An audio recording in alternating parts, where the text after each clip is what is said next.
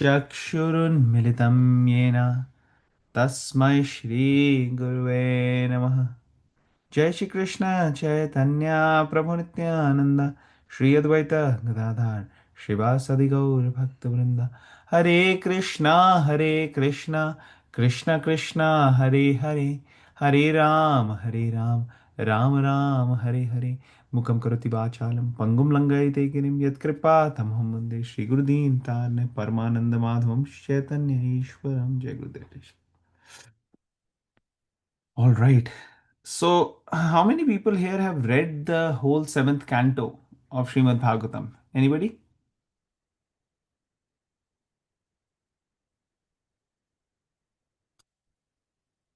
Nobody has is familiar. How many of you are familiar with the story of Prahlad and Narsimha? I am a little Uh, bit. yeah, I think that many people will be familiar. So I was anticipating that most people know the story. We'll discuss the story only a little bit, not go into finer details because of the lack of time. But we will, as we discuss the story, we will also see from different perspectives what we can learn from it. So basically, Prabhuji, we yes, also saw the movie, right? The movie has the yes, story, the great yes, details for yes. most of us. Yeah, that's true. There's beautiful movie which has come, Mahavatar Narsimha. So all those who have not been able to see it, I think it'll be a, a great way of getting the kids familiar with such a legendary historical event. The birth of Prahlad and appearance of Narsimhadev. So actually, we see Hiranyakashyap, Prahlad, everybody is familiar about them. Um, they were not just people. Actually, these are two different mindsets and dramatically opposite. Like it's hard to find any two things so diametrically opposite than what we found in the life of this father and the son. So somebody may think that this was just slight difference of opinion. No, actually not. There was a lot of a difference between the mindset. So Hiranyakashyap, as we know, had a demoniac mindset. He had a demoniac goal. So what were the focus for Hiranyakashyap? Can anybody tell? What was his focus? He wanted to be the most powerful person. Yeah, he wanted to be the most powerful person. Very good. What else? What else was the mentality of Hiranyakashyap? He wanted to be worshipped as God. Yes, he wanted to be worshipped as God. Excellent. What else?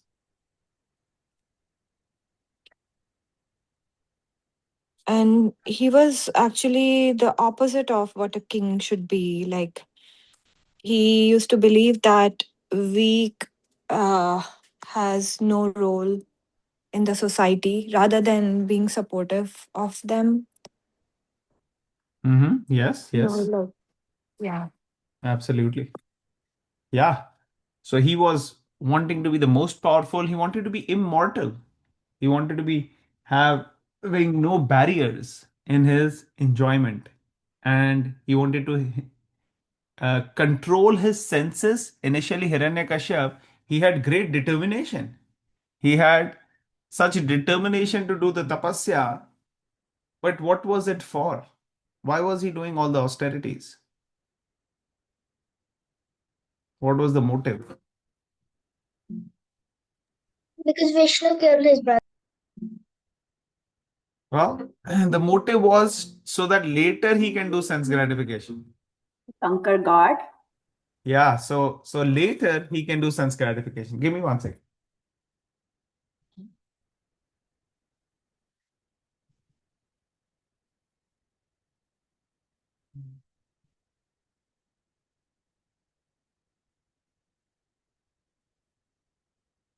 So he wanted to do sense gratification initially but he wanted to enjoy after getting the sense gratification. His motive was not to practice sense gratification as an appropriate means of lifestyle, but he wanted to do it only temporarily till the time he is not till the time he can enjoy the benefits of the sense gratification by pleasing Lord Brahma and getting all the boons. So here in this particular slide, we see how the focus of Hiranyakashyap was sense gratification. He wanted to be the controller, the ultimate controller, and like was nicely mentioned, he wanted to be God. He wanted to be worshipped like God. So he wanted to boost his ego, false ego, and he did. He had so much determination that he did austerities for so many years, so many years. Can't even live for that long, but in those days people could.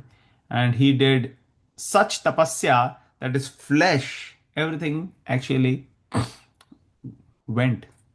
And he was able to, by the yoga process which he had learned, was able to keep his life here within the, you know, bones, and was basically having the body eaten away by ants.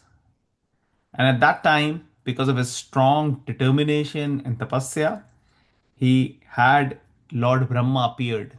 And Lord Brahma, because he was praying and following the uh, process of pleasing Lord Brahma was pleased. And then Lord Brahma gave him the boons, as you all know. So, what were the boons which Lord Brahma gave? Who will tell? Anybody remembers all the boons?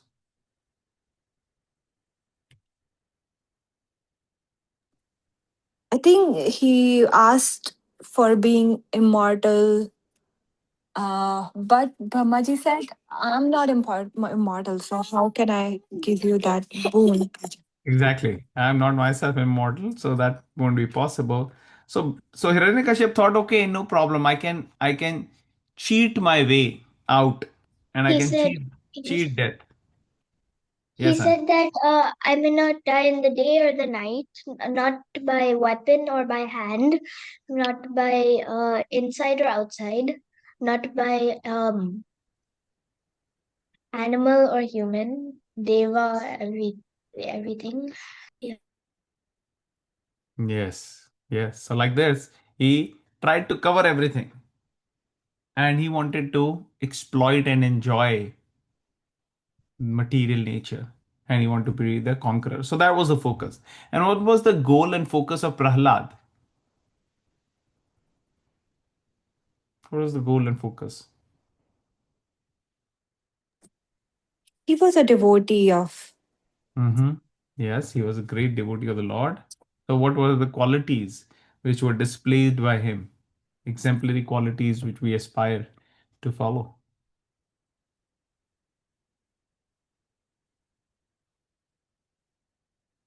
So many qualities Prahlad had, right? So, can anybody name a few? He was pure devotee of the Lord. Yes. So, what is the nature of a pure devotee? Correct. He was very kind. Yes, he was kind and compassionate. Very good. Yet he was like protected. Sorry. Sorry, I'll just be mute. I'm sorry. I'll just be mute. My son is like very needy right now. He's not. Oh no, no problem, no problem. I thought you said something. Okay. He used Okay, to very good. chant all the time. Yes. What else? So we'll see in the life of Prahlad, he was very gentle, he was very tolerant, he was very compassionate. How we see the compassion? Because he was sharing the knowledge of Krishna consciousness with everybody, because he knew everybody is actually suffering. So he knew that Lord is the ultimate controller, the enjoyer, and the master, and he wanted to always remember and be serving the Lord. So we see Hiranyakashyap had great power, he had determination, he did austerities. So he did some good things. But those good things did not give him the desired result, because the desired result comes by right means and right intentions along with good skills and qualities. So he was not having the good intentions, he was not having devotional attitude, he did not have spiritual goals, and therefore he actually caused his own destruction. So these were the different aspects he covered. So I should not die in the day, not in the night, not inside or outside, not in the ground, not in the sky, not by any man, not by any animal, not by any demigods, and not by any weapons. So, like this, he had all this different ways in which he wanted to make sure that he doesn't die. So, he was basically wanting to have immortality. Can somebody read here the demoniac flaw? What is the demoniac flaw? Can somebody read? We can't see the screen. Can't see the screen. Okay. Sorry. I did not know that. Thanks for pointing it out.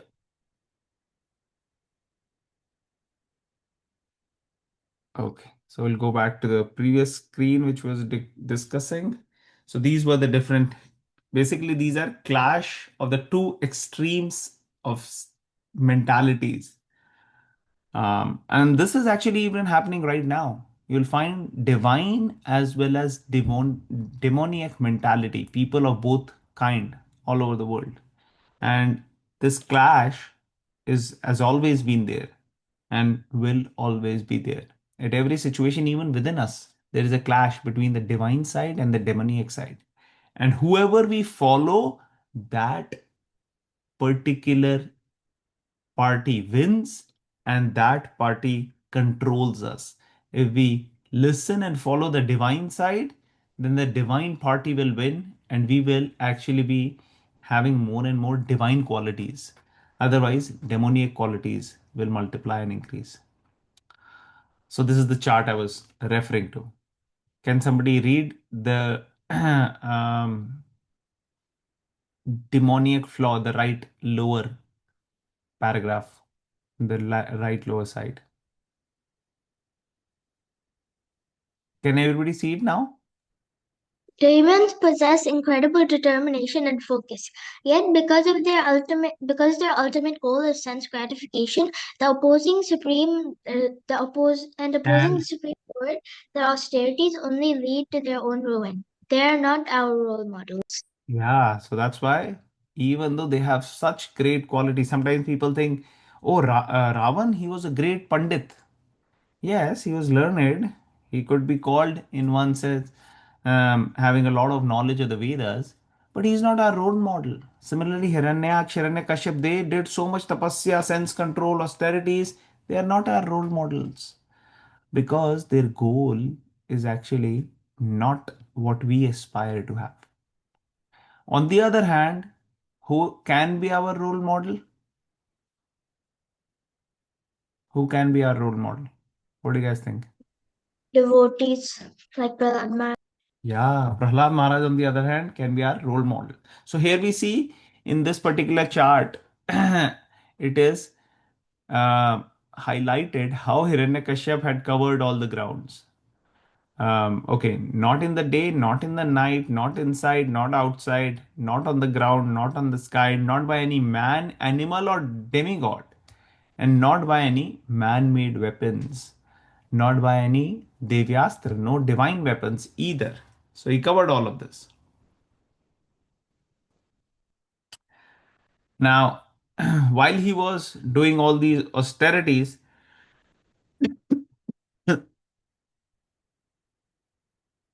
his wife was pregnant with this great personality. Can somebody read this slide?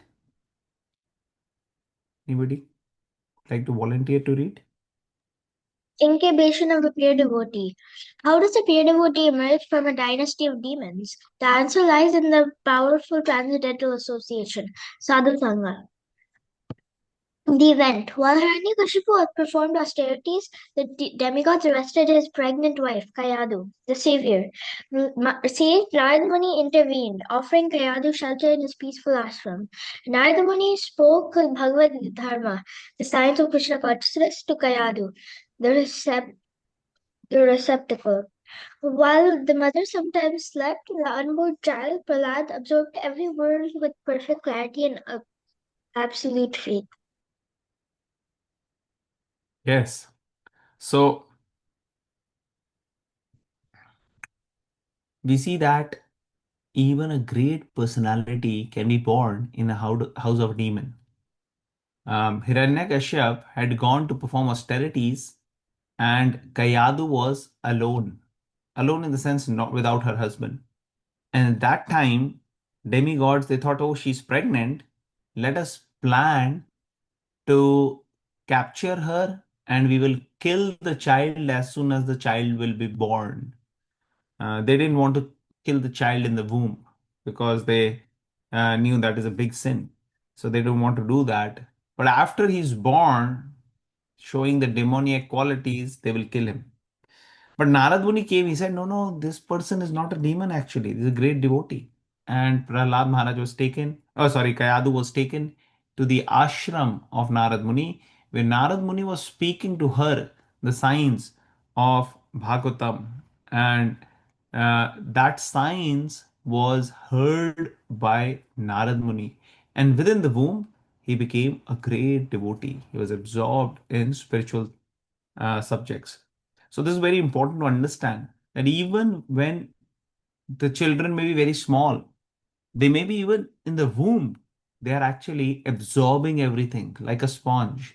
They're getting everything. So whatever environment we expose them to, that is what they imbibe. Um, and spiritual advancement is not determined by birth, whose family they are born in, but the environment, the qualities, the character which they have. So here it is mentioned spiritual advancement is not determined by birth, family, or a toxic environment. It is awakened purely by receiving transcendental knowledge from bona fide spiritual master. So when one is exposed to spiritual life, spiritual sound vibrations, spiritual personalities, just their association can completely transform and purify the living entities. Okay, now Prahlad obviously, when he was born, Hiranyakashyap had come back from doing all the austerities and he was at home and he wanted to see his son now. So it was around 4 or 5 years old, his son. He was getting training in the Gurukul. And who were training him? Who were the teachers of Prahlad? Anybody knows? Who were the main teachers of Prahlad? Shanda and Amarka. Uh, So this Shanda and Amarka, they were the sons of Shukracharya. So Shukracharya is the teacher of the demons. He is the teacher of all the demoniac people. And his sons are Shanda and Amarka. They were the teachers for Prahlad. So he nicely, the boy is nicely, decorated, 4 or 5 years old, wearing nice, dhoti and kurta, and basically he's presented in front of the king. And the king is very pleased to see all his kids. He had multiple sons, and Prahlad was actually the youngest. He was very eager to talk to his youngest son. So he said, okay, come sit on my lap. And he was, nicely showing affection to the child and smelling his hairs and showing affection basically. And then he said, okay, tell me, what did you learn in school? Sometimes, this happens. Kids are asked by parents or somebody who's visiting guests. They'll ask, okay, what did you learn? So like that, Hiranyakashyap just asked open-ended question, didn't specifically ask. He said, okay, what did you learn? No, he wanted to know what he learned in the school, but the question he asked was, what have you learned from your teachers? So then Prahlad said this shloka. It's a famous shloka. I will recite. Please repeat after me. Okay? तत्साधु मन्ये असुरवर्य देहिनाम् तत्साधु तत्साधुमन्ये सदा समुद्विग्न धिया असद्ग्रहात् सदा समुद्विग्नधिया असद्ग्रहात् हित्वात्मपातं गृहमन्धकूपम् सत्मात्मा विदात्मपातं गृहमन्धकूपम् वनं गतो यद् धरिमाश्रयेत वटं धर धर्मस्कृता. Okay, who can read the translation of this? I have both in English and Hindi, so you can read whichever you like. Who will read? Can somebody volunteer? I'll try the Hindi. Oh, please.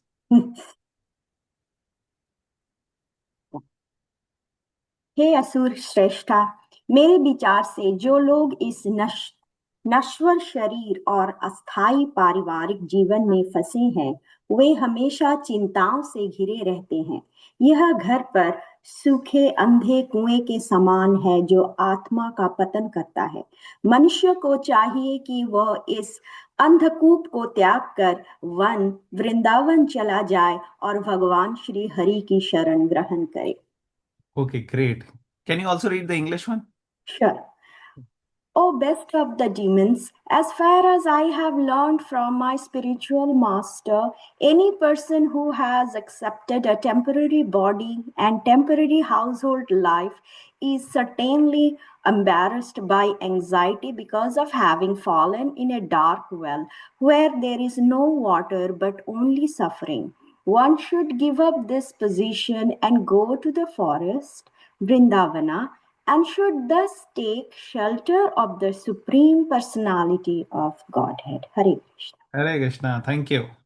So it is interesting. We were recently reading Bhagavad Gita 4th chapter where Krishna is telling to Arjun that you should fight and you should not think about, going away from your duties and responsibilities. And that is the very appropriate instruction at that time.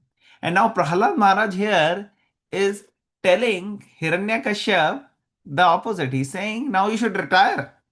You should retire and not stay in a life where you are living like a person who falls in a well and that well doesn't have water. It is actually dried well.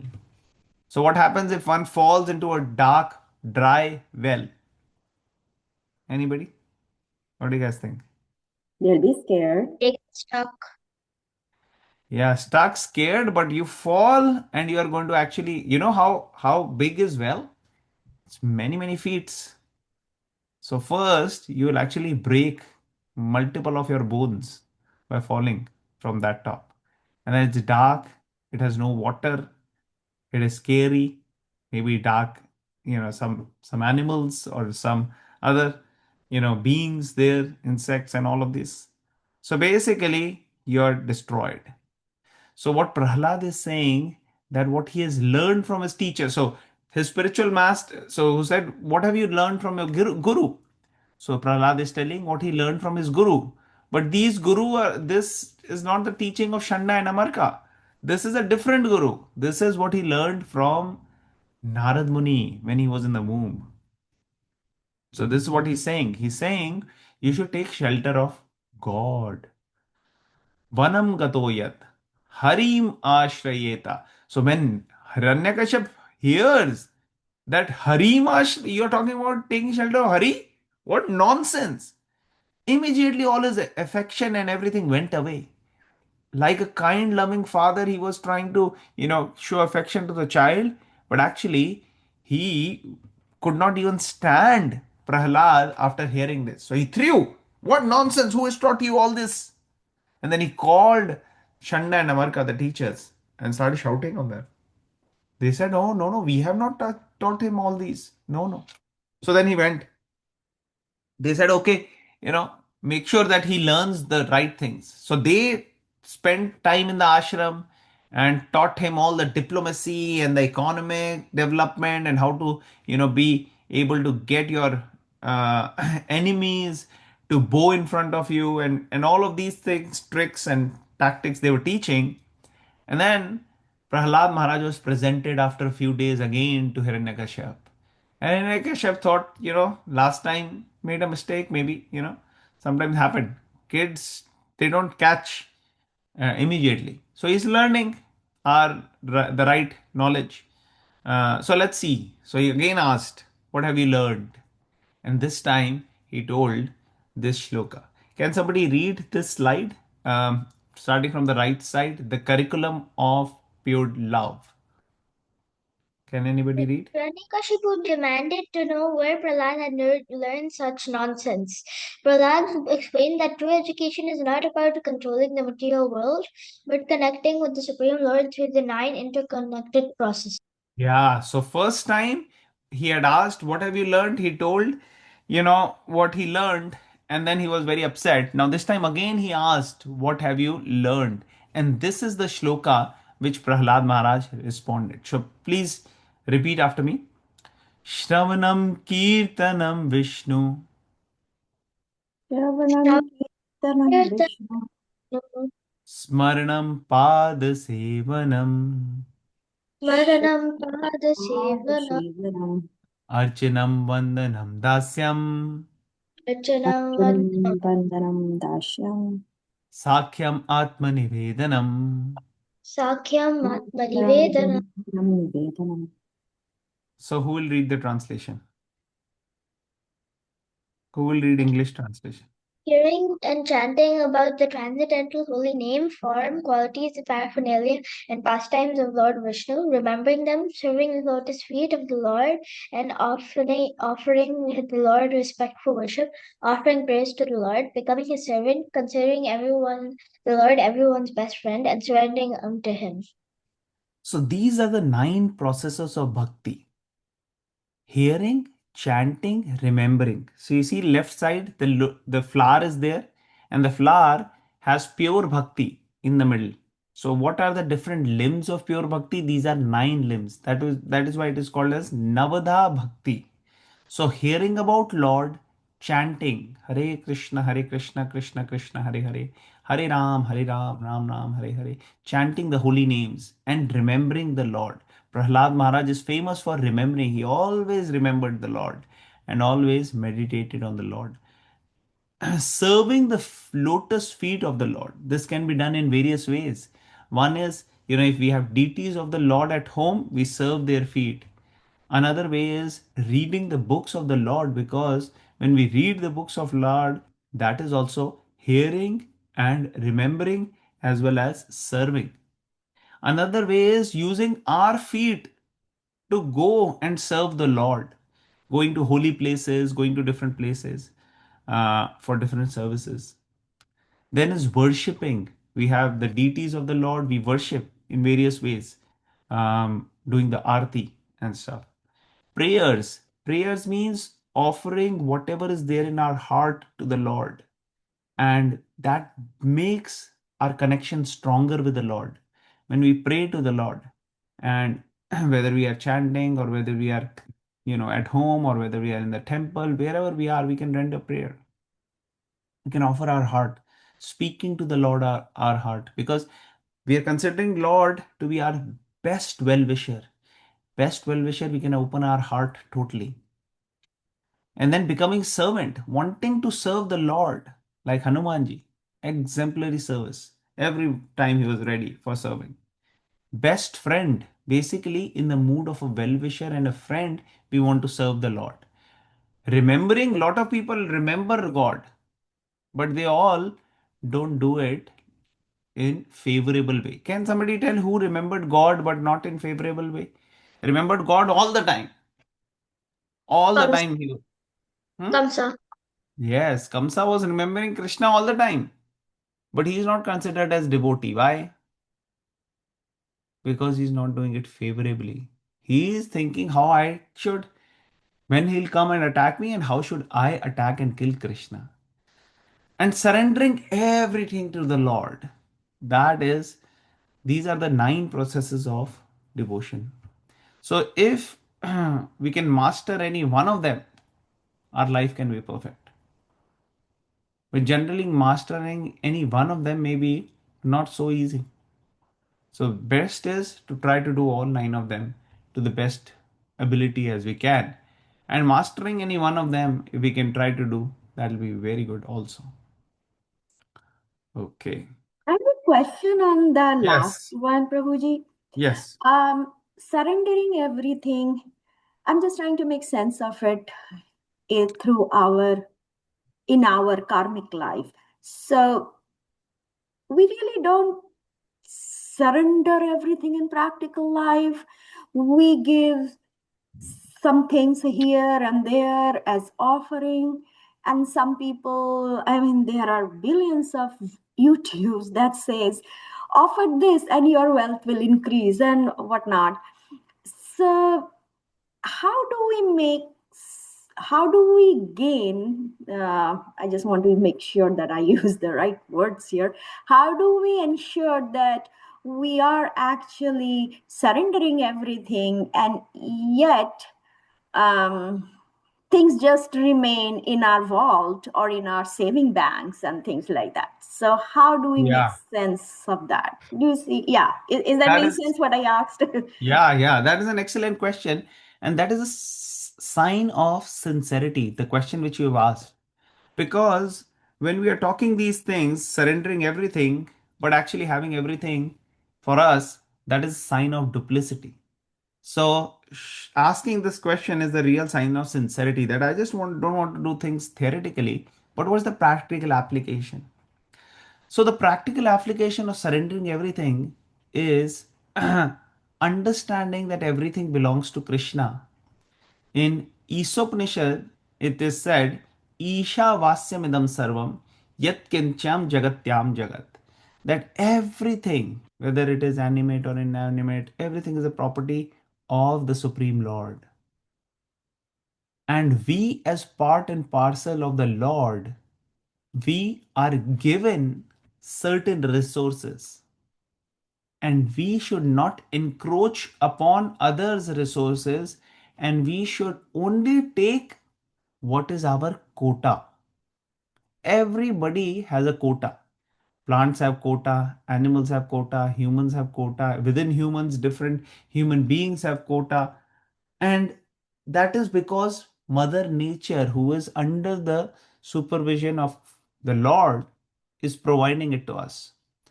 And when we say that every surrendering everything to Lord, it actually means having this feeling that everything which is there is with me, under my control, that belongs to Krishna. If somebody is thinking this is my house, then that is not the sign of complete surrender. When somebody understands this is the house of Krishna and he has given me to stay here, and how I can use this in his service, then that is real surrender. How to use our resources, understanding that I am just the caretaker of this house. I have been allotted this for a time being to be here, and I have to take care of the house, just like somebody who may be a government official, and government official is given a job. Okay, this particular property of the government is under you, and you take care of it for now, for it's leased to you for 2 years, 3 years, 5 years. Similarly, understanding all these resources which are provided to us, the money, the house, the property, everything belongs to God. And how to best use in the service of God is what we have been given the responsibility. And when we pray to Krishna, Krishna, all this which you have given, how can I use it properly in your service? That is the first step of surrendering everything. And then, with guidance, with intelligence, with appropriate use, we have to see how we have to use this in taking care of all the properties and resources which we are being provided, how we have to take care and utilize it in the service of God. in the service of those who we can encourage and inspire to be connected with God, whether they are friends, they are family members, everybody we are helping. There are certain duties and responsibilities. Your family member may not be a devotee but may be very sick, and you may have to spend money and resources and your time to get them better. That is also duty and responsibility. But ultimately you have to see that everything is belonging to Krishna, and if you're using those to help your family member, you should think, thank Krishna that Krishna is giving you the opportunity and the chance to use his resources in their service. So, this way, one can be always conscious of Krishna and one can be in the mood of surrender. Does it make sense? Yes, Prabhuji, thank you. That was very profound. Thank you. Thank you for the nice question. Anybody else would like to add or share anything in this context? Very nice question. So, this is how these limbs were explained by acharyas and given by Prahalad Maharaj. Now, Prahalad Maharaj, as soon as he heard this, he said, enough. Enough is enough, Hiranyakashyap said. Previously, also, he said, go to the forest, Vrindavan, and all this. Now, he is saying, do these 9 processes of bhakti. This guy is a total gone case. Nonsense people have actually come and corrupted his mind. Take him and kill him. He said, just like a particular part of your body gets infected and bad infection is there, then what you have to do, you have to get a surgery and you have to cut that. Many times people may have foot infection and they don't take proper care. They may have diabetes, high blood pressure, different things, and it complicates. And then if there's a bad infection, it can actually spread the whole body. And therefore, the doctors may have to cut or amputate the toes. So Hiranyakashyap is saying that this is a bad infection, this Prahlad. He will spread and he will make the whole kingdom infected. This infection is infection of devotion to Hari. So let's kill him. So then he all these different ways he uses. So sometimes they are thrown, they take and throw Prahlad in the middle of mad elephants to crush, but nobody is crushing Prahlad. Everybody is mad, all the mad elephants. They actually are here and they are not really affecting. So Prahlad is saved. So then they threw Prahlad from the top of a mountain. He's saved again. Nothing happens. He's thrown in the middle of all the snakes. Nothing happens. Nobody's fighting Prahlad. Holika, famous story, right? How Holika takes Prahlad, sits in the fire. She had the boon that she will not get burnt in fire. Some sources suggest that she was given a cloth.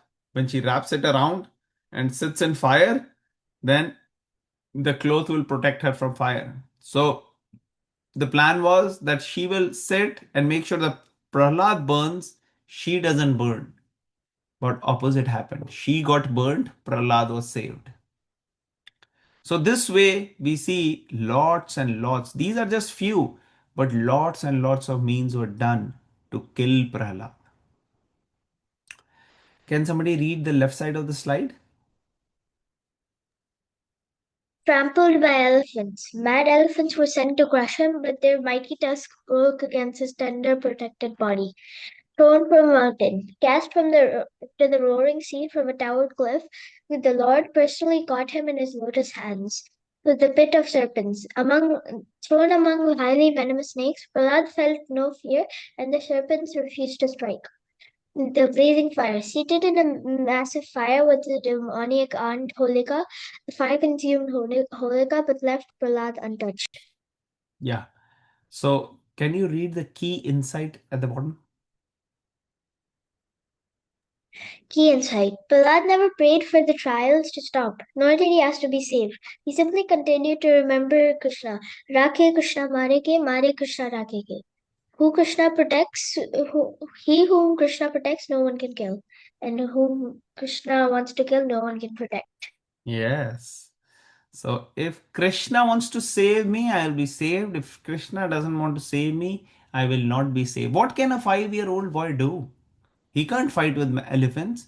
He can't fight with snakes. He can't fight with, great, big, powerful soldiers. What can he do? And he did just what he could do: depend on Krishna and pray to Krishna. So sometimes we may be in situation which may not be in our control. And we may be thinking, oh, what to do, what not to do. One thing we can always do, can remember and pray Krishna all the time. Prahlad did not even pray to stop this. Prahlad didn't say, oh Krishna, if I have ever prayed to you, just let these calamities go away. No. Prahlad had only one prayer: I want to love you and I want to serve you. That's it. So love is what Prahlad Maharaj was having for Krishna or Vishnu. Same people. And then after all the attempts, they were failed. What happened? Hiranyakashyap himself decided, okay, bring him in front of me. And um, he decided, okay, he was fearful actually. Hiranyakashyap so powerful, even the demigods were actually frightened from Hiranyakashyap. And he was getting scared of Prahlad. He's like, oh my god, this boy, nobody is able to kill it. I have to kill him. Otherwise, he'll kill me. So he says, okay, how are you getting all these powers? Said, from where everybody gets power, from where you are getting power. It's from Lord Vishnu. Said, where is Lord Vishnu? You're talking about Vishnu, where is he? Said, he's everywhere. Right? So can somebody read this slide on the uh, top? It says, where is your God? The pillar shatters. Can somebody read? I can read. Yes. Uh, Frustrated and humiliated, Hiranyakashipu drew his sword. He demanded to know the source of Prahlad's power. Prahlad replied calmly, my strength comes from the source as yours, Lord Vishnu, the source of all strength. Uh, Confrontation, the taunt. The king screamed, is your God everywhere? Is he in this pillar? The absolute faith. Prahlad looked at the pillar and smiled. Yes, my Lord is everywhere. He's in this pillar. The strike. Enraged, the demon king smashed the pillar with his mighty fist. A deafening cosmic roar echoed across the universe. Okay, thank you. So here we see Prahlad was questioned, where is your Lord? Is he everywhere? Prahlad said, yes, he's everywhere. Vasudeva. Vasudev, one meaning of Vasudev is also who resides everywhere. Vas, हर जगह वास करते हैं, वो है Vasudev. So he says, yes, my Lord is everywhere. He was actually able to see the Lord everywhere. Brahma Samhita says, Premanjana Churita Bhakti Vilochanena Santa Sadaiva Hridayeshu Vilochayanti Yam Shama Sundaram Achinte Gunaswarupam Govindamadi Purusham Tamaham Bhajami. That when your eyes are anointed with love, you can actually have darshan of the Lord. If the eyes are not anointed with love of God, prema bhakti, then we may not really be able to appreciate Lord. And Hiranyakashyap didn't see any Lord, but Prahlad was able to see. He said he's in this pillar also. He said yes. Now, somebody may say that okay, then what did he do? It was a huge big pillar. And Hiranyakashyap did not want it. He had a sword on one hand, and some places you will see they'll show that he used the sword to cut, or a weapon to actually crush the pillar.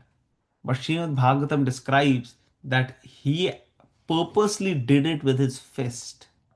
Why he did it? To show his power, that how powerful he is, that with his power he can destroy this whole pillar, and that way he can destroy Vishnu. So here, this shloka is there. Satyam vidhatum nijabhritya bhasitam व्याप्तिं च भूतेषु अखिलेषु चात्मनः आदर्श्यत भूत रूपम उद्भस्तंभ स्तंभे सभ्यां न मृगम न मनुष्यम. Can somebody read the English translation here to prove the statement?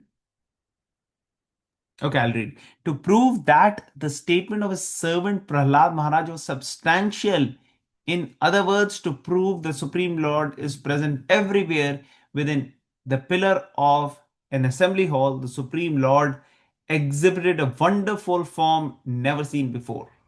So, here in this particular situation, he came out of that pillar. Why? Because Prahlad said, yes, he is in the pillar, and if he would have broken the pillar and nothing came out, then they will not be able to get impressed by the words of Prahlad. That, oh, where is the God? There is no God. You were just saying Vishnu is here. No, Vishnu is not here. But to prove to Hiranyakashyap that my devotee Prahlad, what he's saying is actually true, Lord appeared. And he did not appear as an ordinary person. He appeared as Narsimha Dev. Ugra Narsimha, fierce form of Narsimha. There are different forms of Narsimha actually. And Ahobilam, there are so many different deities of Narsimha. And there are detailed explanation of how what different forms signifies.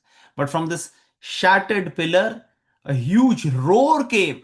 And this roar was actually more powerful and shattering the heart of everybody, especially those who were demons. And this was the roar of Narsimha Avatar. So, why does Lord appear? To protect the devotees and to kill the demons. So, this is what he did. So, here it is mentioned there are three purposes. Lord's anger was a manifestation of supreme love, Vatsalyaras. So Lord appeared and he was angry. Why was he angry? Because he was showing that he is not impressed when his devotees are attacked.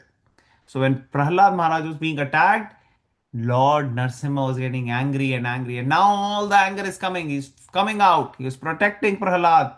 But now his wrath is going to crush Hiranyakashyap.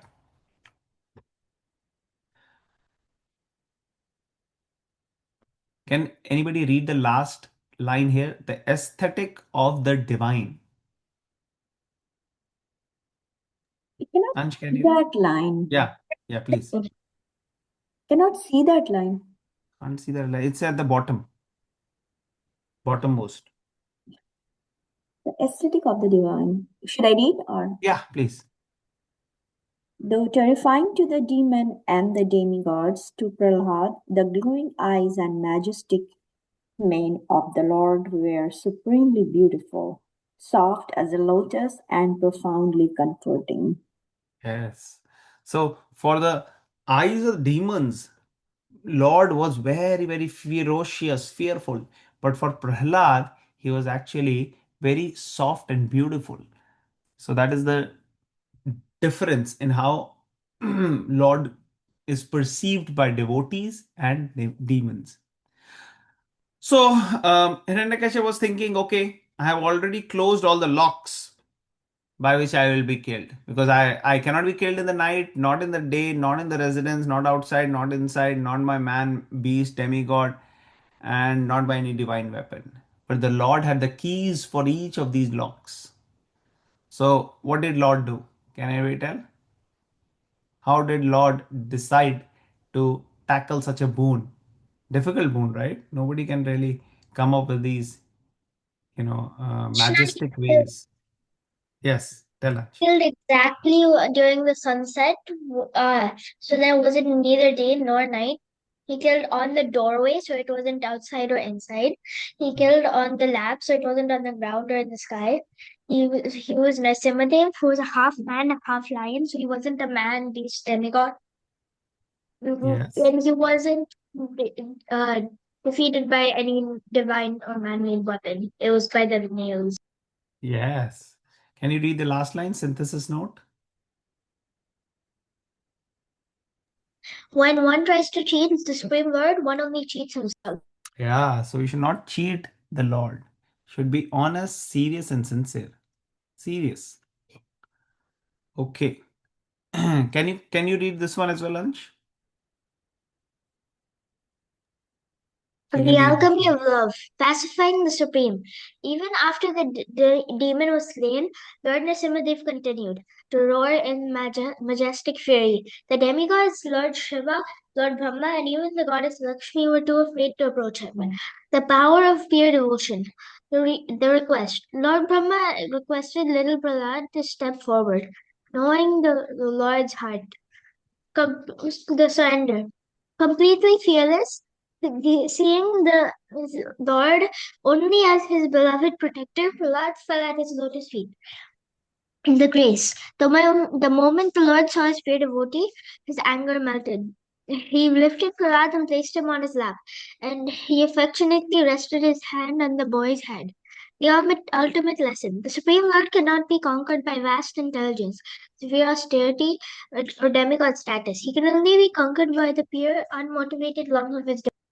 Yes. So he actually there was a fight between Hiranyakashyap and Narsimhadev. It lasted for some time, and finally he was killed. But Lord was still very angry. He actually pierced the body of Hiranyakashyap. But he was still angry. Why? Because he could not really tolerate the way his devotee Prahlad was treated. And then great demigods were there, but all of them were scared. Even Lakshmi ji, who's the goddess, who's the consort of Lord Vishnu or Narsimha, she said, "Oh, I cannot go in front of my Lord because he's very angry." And then Brahmaji said, "Okay, Prahlad will go." By seeing Prahlad, Lord was pacified. He was still angry, but he was pacified. And he put his hand and the middle of the hand very, very soft. So when he was putting his hand on Hiranyakashyap, he was using the nails. And when he's going on Prahlad, it's the soft part. Similarly, we see that when the lion or the tiger or the cat, when they lift their own kitten or cub, sometimes they lift by their mouth, but their cub does not actually get any injury. No, they lift it very nicely. It's comforting for the child. The kitten is very happy in the mouth of the cat. But then the rat or the mouse, when they are taken in the mouth of the kitten, it is not comforting, it's death. So, similarly, a devotee also dies and a demon also dies. But the devotee's death is simply closing eyes here, a pure devotee, and opening eyes there with the Lord. That's it. They are dead here, but actually they have gone to the spiritual world. So that is like death picking up the kitten. So kitten is comfortable. Kitten doesn't get the pain. But for the materialist or the demons, when death comes, it is like the mouse killed by the cat and being eaten. So that is the difference between a devotee's life and death as well as a demon's life and death. So then the Lord is pacified and Prahlad is asked for any benediction. What benediction can I give you? Prahlad said, "No, my Lord, please do not tempt me with material boons. I am not a businessman here. I am not a merchant doing business. I want to offer you my devotion. I don't want to do it in exchange of any benediction or boons. No. My devotion to you is natural and causeless. It is just natural for me to love you." But Lord says, "No, no, no. You have to ask for some benediction." So he said, "Okay, grant me a benediction that I have no reason to ask any benediction. I have no material desires. I don't have any desire for any benediction. Give me that benediction." But Lord still insists, "Ask." And then he says, "Okay, the person who tortured me who attempted to kill me. Basically, he didn't say like that, but I am paraphrasing. The person who tortured Prahlad, who tried to kill Prahlad, Prahlad is asking, please forgive him for what he did. And the Lord, he said, see, if somebody else would have been there, they would have said, oh, teach him a good lesson. He tortured me. He did so much to me. It was a huge child abuse. We see about child abuse, we learn about child abuse. This is one of the oldest, one of the first in recorded instances of child abuse and extreme case of child abuse. But what was his child saying? Saying, please forgive him, give him liberation. So he had no malice. He didn't have a feeling of revenge. He didn't have any feeling of hatred for Hiranyakashyap. That is the nature of a devotee. A devotee is always compassionate to everybody, doesn't want anyone's harm. He's Ajat Shatru, doesn't see anybody as their enemy. That is the nature of a devotee, Prahlad. So Narsimdev, obviously, he knew and his heart is touched by such a devotion. And he's saying, what to say of your father? 21 generations of your family will be delivered. So your father, grandfather, great grandfather, great great grandfather, so on, and even in future, all of them will be delivered. This is the benediction the Lord is actually telling those who become pure devotee. So there are certain do's and don'ts in spiritual life. There is a divine way of living and there is a demoniac way of living. We have already discussed these. So just to summarize, when one is loving God, one is seeing everybody as in part and parcel of the God. He's seeing all the strength is coming from God, seeing everybody with equal vision that they have the spark of life. So they will be compassionate to humans, to animals, to plants, to everywhere. They will not want to do any unnecessary violence. And they will be fearless because they know we are under Krishna's shelter. Now, whatever comes is Krishna's arrangement. Say they are prepared for anything and everything because they are totally surrendered to Krishna. And this way, their ultimate result is that they come out of the cycle of birth and death and they are with the Lord. And even when they are living, they are actually liberated. Jivan Mukta. And the opposite is true for demoniac people. They are, their ego, because their ego, they're not able to surrender to the Lord. They want to be the controller. They want to have their own ways. So therefore, they have to face anxiety, anger, depression, and they have unlimited desires. This actually eventually leads to total destruction. So we have both divine and demoniac qualities sitting within us. Depends on whom we hear, whom we nurture, whom we look after, whom we associate with, and that way those qualities will get more and more prominent. So very important to actually slay this Hiranyakashyap within us also. We have Hiranyakashyap like mentality sitting within us. When we pray to Lord Narsimha, all these anarthas, lust, greed, anger, pride, illusion, they go away and pure devotion actually is established. So we see that Prahlad Maharaj only at 5 years was able to achieve this um, pure devotional service and exemplify. All of us is actually in a position to follow in the footsteps of our Prahlad Maharaj. We may not be same as Prahlad, but by the mercy of the Lord and the devotees, those qualities can be injected to us. They are present even now. By Prahlad Maharaj's mercy, so many devotees are able to follow his path and become pure devotee. And we can do that too. If we seek and we want, if we have desire, if we take shelter of the Lord, we will actually be able to get all these qualities. So I think I'll stop here. Anybody else would like to share anything?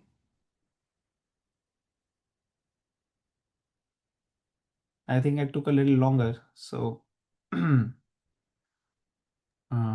Vijay, one hope. question. Yes, please. So recently, it may not be related absolutely with today's Topic. topic, but it is, of course, related in some ways. Um, so recently, we are in a situation where there is war. I don't know if we can define it in a demonic pathway or in a spiritual pathway, or is it a justice or not just? I don't know. I don't want to comment on that. But I'm talking about the consequence. So there is a report that there's 160 young little girls died. Um, so my question was, and my thinking was, is it that all these hundred, we say in Gita, and we have been learning this, that your past karma determines your present, your action, your quality, through generations, through lives, determines your situations or your next life. So um my thing was, is this all 160 little girls did some bad karma to die at the same time? Or how should we explain it through the means of Gita and our lessons? Yeah, yeah. So this is the topic which we are going to do in the subsequent shlokas in Bhagavad Gita. So we'll discuss at that time, but I'll tell you in brief. So, like we were discussing last week, Krishna says that this particular subject, Ghana Karmano Gatihi, understanding exactly why this thing happened or why such a situation is put in, is very complicated and very difficult to understand. Krishna gives broad principles for us to be able to understand, and that is karma, akarma, and vikarma. Now, when Krishna is telling this, basically the idea is to prepare our future. Now, something may have happened to somebody right now, and that is very, very sorry. And a devotee should feel sorry. We should not see it in a way that, oh, these people, they must have done something wrong in the previous life, and that's why they are facing. That is not the right approach. That makes the heart hard hearted. And that is not how Krishna has used this science. Now, from broader perspective, we know that everything is governed by karma. So many things happening. I'll tell you a story. When Dhritarashtra had to go through all of this, later on he asked Krishna that, Krishna, why you did this to me? That you gave me kingdom, you made me king, you gave me 100 kids, and then everybody died, and I'm blind. Why this happened to me? So it was explained to him that how 100 um, lifetimes ago he was a hunter, and he went on a tree where there was a father bird and 100 baby birds, and he killed all the 100 baby birds, and the father, he made the father bird blind. So he said, because that happened, because you were doing hunting and killing, that karma had to come to you. So he said, then why did you wait for 100 lifetimes? Should have done it then and there. Now, first of all, whether it would have been done then and there or it waited for 100 lifetimes, either way, the soul had to go through that pain, right? And it would have been the same pain.